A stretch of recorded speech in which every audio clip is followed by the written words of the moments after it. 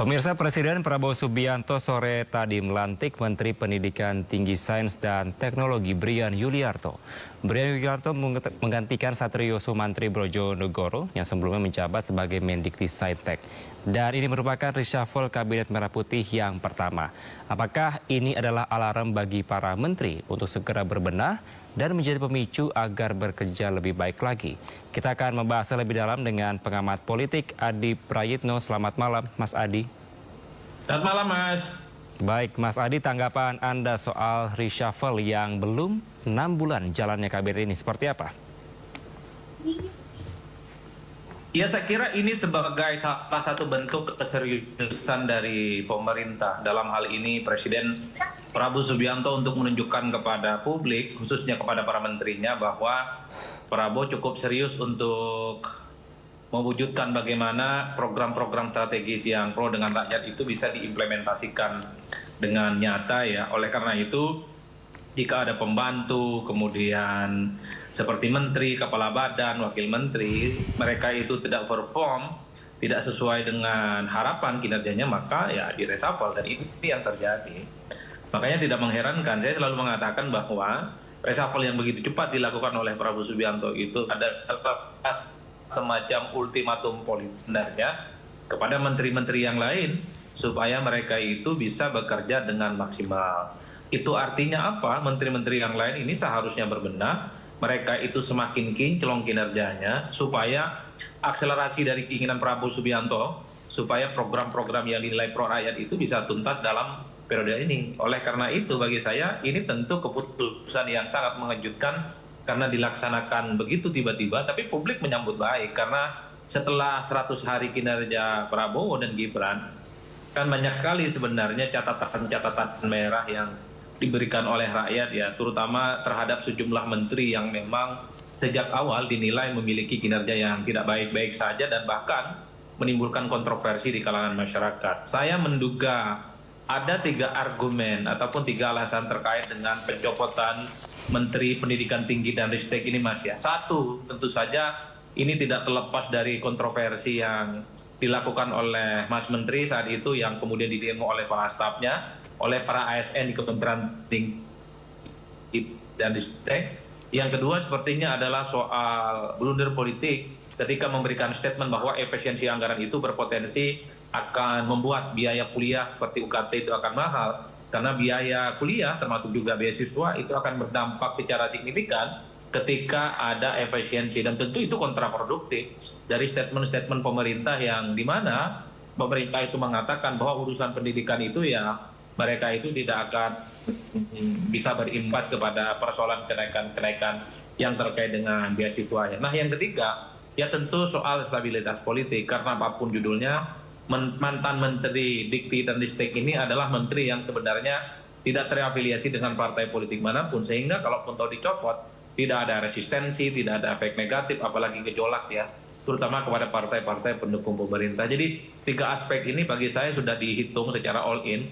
Bagaimana persoalan kinerja juga evaluasi, di mana persoalan kinerja terhadap ataupun sikap-sikap blunder yang disampaikan itu juga dievaluasi, tapi yang paling penting stabilitas politiknya juga bisa terawat dengan kondusif.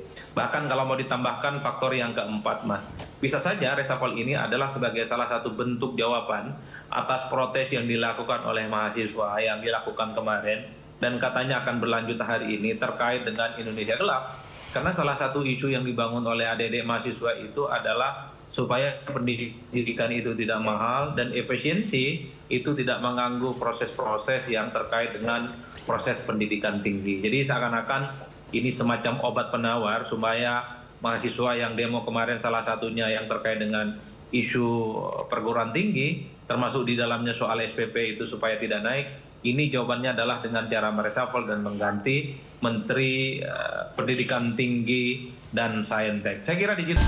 Sebelumnya, Satrio Sumantri Brojonegoro bilang telah menyerahkan surat pengunduran diri sebagai Menteri Dikti dan Saintek. Satrio mengaku mengundurkan diri karena merasa kinerjanya belum bisa memenuhi harapan pemerintah. Alasan utamanya karena saya sudah bekerja keras selama 4 bulan ini. Namun karena mungkin tidak sesuai dengan harapan dari pemerintah, ya saya lebih baik mundur daripada diberhentikan. Assalamualaikum warahmatullahi wabarakatuh. Sahabat BN, apa yang disampaikan oleh pengamat Adi Pritno ini agaknya agak berbeda dengan apa yang disampaikan oleh Pak Satrio yang telah melakukan serah terima jabatan dengan menteri yang baru.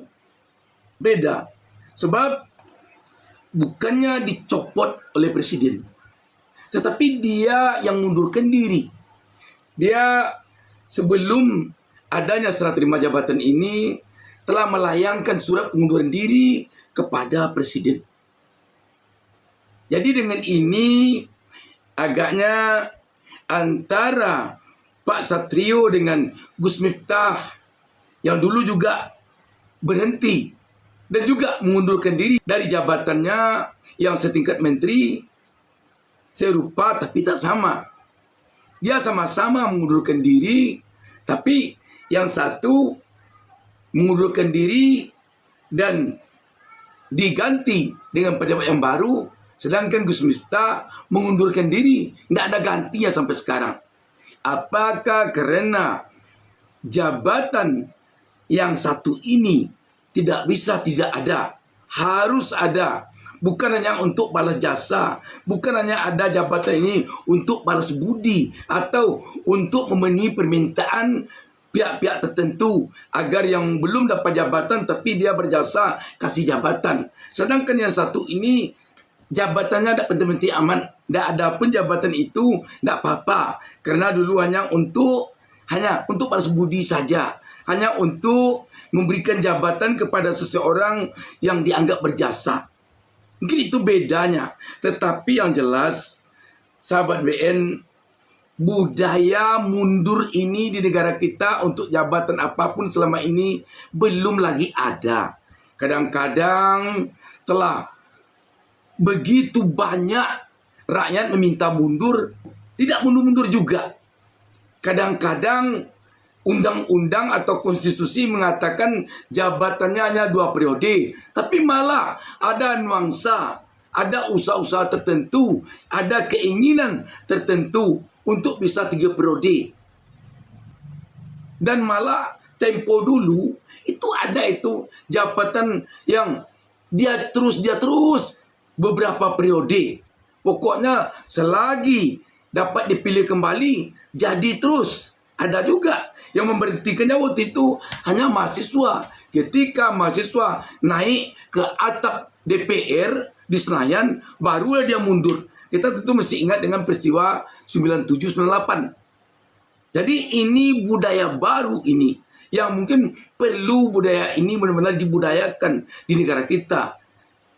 Kalau sudah tidak serik rasanya lagi, lebih baik mundur daripada memegang jabatan tetapi berlawanan dengan hati nurani.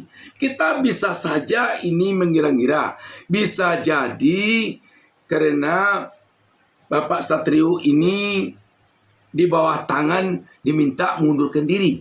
Bisa jadi, kayak sekarang orang bekerja di suatu perusahaan swasta, katakan di pabrik, daripada dia bayar pesangon, dipaksanya pekerja itu membuat surat pengunduran diri. Bisa jadi begitu. Dan bisa jadi karena memang berlawanan dengan hati nuraninya, kebijakan yang akan diambilnya sebagai dampak dari kebijakan efisiensi yang dilakukan sekarang terhadap kementeriannya. Misalnya dampak dari kebijakan efisiensi ini dinaikkannya nanti UKT terhadap mahasiswa. Di samping itu tidak bisa dibayarkan tukin para dosen dan guru besar. Mungkin hati nuraninya menolak untuk tidak terimbas nanti kenaikan UKT atau tukin dosen dan guru besar oleh kebijakan pemangkasan anggaran atau efisiensi namanya, mungkin berlawanan dengan hati nuraninya. Daripada saya berlawanan dengan hati nurani saya, lebih baik saya mundur. Bisa saja begitu.